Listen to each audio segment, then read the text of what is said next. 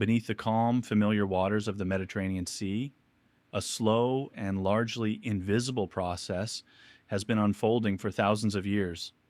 It is not driven by storms, nor by tides, nor by anything visible from the surface. It is driven by gravity, geology, and time. Along the eastern coast of Sicily, one of Europe's most famous volcanoes is quietly doing something most people never associate with volcanic danger. It is moving. Mount Etna dominates the landscape of eastern Sicily. It is powerful, active, and constantly monitored. People associate it with lava fountains, ash clouds, and fiery eruptions that light up the night sky. But the greatest long-term threat linked to Etna may not come from fire at all. It may come from what lies beneath the sea. The eastern flank of Mount Etna is not stable bedrock locked firmly in place. It is a massive, fractured slope composed of layers of volcanic material that have accumulated over countless eruptions. Over time, this entire flank has been slowly sliding eastward toward the Ionian Sea. This movement is subtle. It does not happen all at once.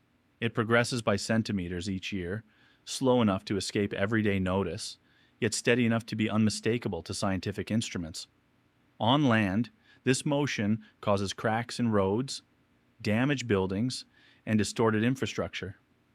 Underwater, however, the situation becomes far more complex and far more concerning.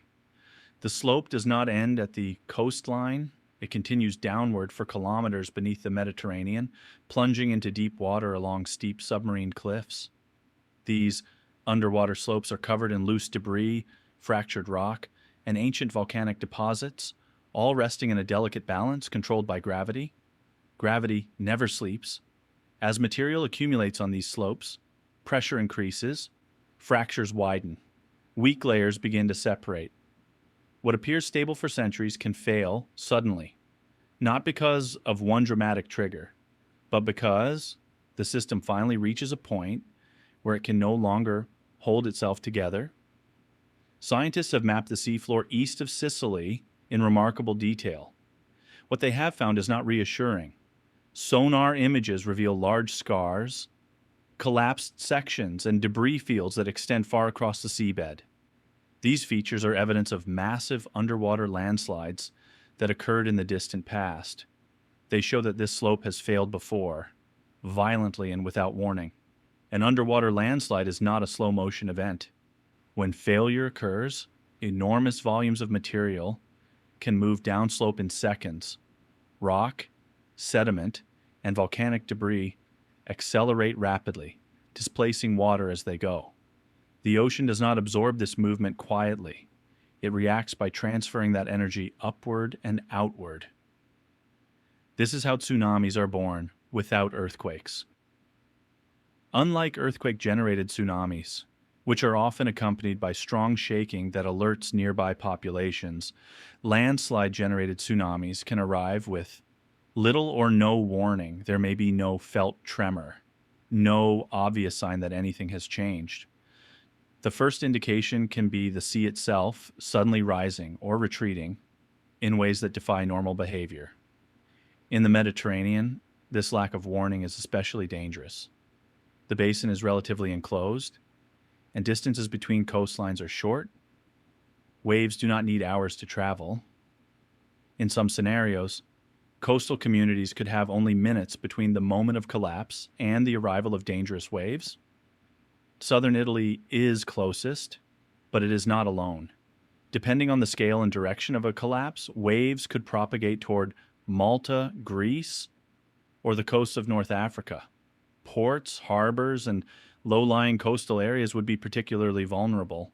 Even a tsunami that does not tower dramatically can be destructive, because the real danger lies in powerful currents, repeated surges, and sudden flooding. This is not speculation pulled from science fiction. It is grounded in measurable motion. Instruments placed on land and underwater have confirmed that Etna's eastern flank is moving. GPS stations record its slow drift toward the sea. Underwater cables and sensors detect deformation and subtle shifts along the submerged slope. These observations show that the system is active right now, not frozen in some distant geological past. Scientists are careful with their language for a reason. When they speak of a tsunami threat, they are not declaring an imminent disaster. They are describing a credible physical process that could occur under the right conditions. In geology, certainty is rare. Possibility, however, is enough to justify concern. One of the most unsettling aspects of this scenario is that it does not require a major eruption. Mount Etna could remain visually calm. There could be no towering ash plume, no rivers of lava flowing toward towns. The underwater slope could fail independently, triggered by internal weakening, gravity, or a moderate earthquake that might otherwise seem insignificant. History shows that volcanic island flanks can collapse catastrophically. Around the world, evidence exists of ancient landslides that dwarfed anything observed in modern times. These collapses reshaped coastlines, altered seafloor topography, and generated massive waves. Etna's flank is smaller than some of the most extreme examples, but its proximity to populated coastlines dramatically amplifies the risk. The Mediterranean is often perceived as safe because devastating tsunamis are rare in living memory. That perception is misleading. Geological records indicate that tsunamis have struck Mediterranean shores many times over the past several thousand years. Some were caused by earthquakes, others by volcanic activity or submarine landslides. The difference today is exposure. Millions of people now live, work, and vacation along coastlines that once supported far smaller populations. Modern warning systems in the Mediterranean are improving, but they are not infallible. Detecting an underwater landslide quickly enough to issue warnings remains a major scientific challenge. Seismic signals may be weak. Pressure changes may be detected only after the wave has already begun traveling. In a confined basin, every minute counts. This is why Mount Etna's underwater flank receives so much attention from researchers. It represents a rare combination of active motion, steep submarine slopes, and nearby human populations. Few places in the world bring all of these factors together so clearly. Yet despite the seriousness of the science, public awareness remains low. Etna is seen as a lava volcano, not a tsunami generator. The sea beside it looks peaceful, even inviting. Tourists swim, boats sail, and daily life continues as it has for generations. That contrast between surface calm and hidden instability is what makes this scenario so unsettling. The goal of scientific monitoring is not to predict the exact moment of failure. That is not possible with current knowledge. The goal is to understand the system well enough to recognize warning signs, refine hazard models, and improve response strategies. Every new measurement reduces uncertainty, even if it cannot eliminate it. Preparedness does not mean panic, right? It means acknowledging that nature operates according to physical laws, not human expectations. It means designing coastal infrastructure with rare but serious hazards in mind. It means educating communities so that unusual ocean behavior is recognized as a potential warning, not dismissed as a curiosity. The Mediterranean has always been shaped by geological forces. Mountains rose, seas flooded, islands formed, and coastlines shifted long before written history. Those processes did not stop when humans arrived. They simply continued beneath the surface, unnoticed until technology allowed us to see them clearly. Mount Etna's slow seaward motion is a reminder that danger does not always announce itself loudly. Sometimes it advances quietly, measured in millimeters, hidden beneath layers of water and rock. The fact that this movement is measurable means it is real. The fact that it is slow does not mean it is harmless.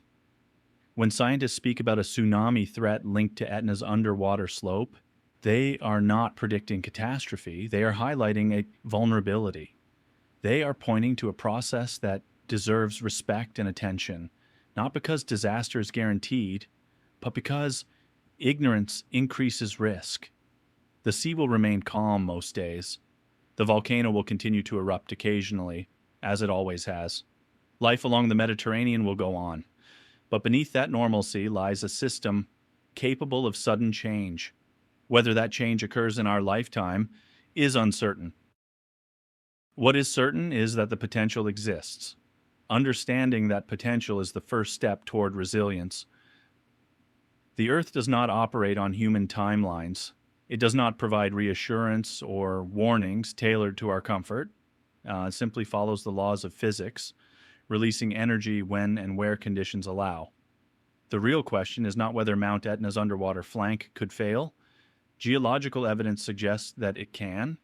The more important question is whether society chooses to recognize that reality and prepare accordingly, or whether the familiar calm of the Mediterranean continues to mask the forces quietly shaping its future beneath the waves.